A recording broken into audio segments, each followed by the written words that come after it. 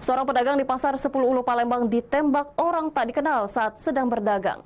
Korban mengalami luka tembak di bagian pinggul. Untuk kejadian telah ditangani pihak kepolisian. Korban Nawawi, 35 tahun, dilarikan warga ke Rumah Sakit Muhammadiyah Palembang setelah dirinya menjadi korban penembakan oleh orang tak dikenal.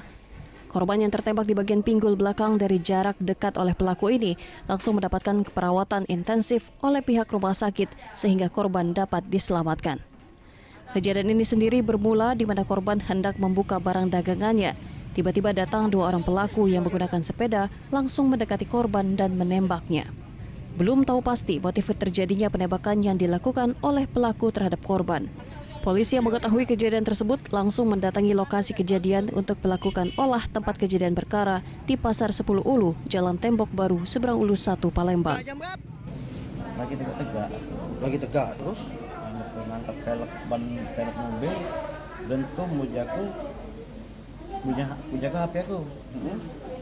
Ya itulah, kapan kan? Dia sudah apa? Kenal dengan pelaku? Tidak kenal. Wong bapak tidak tahu. Untuk pelaku penembakan masih dalam pengejaran petugas. Dari Palembang, Muhammad David, iNews melaporkan.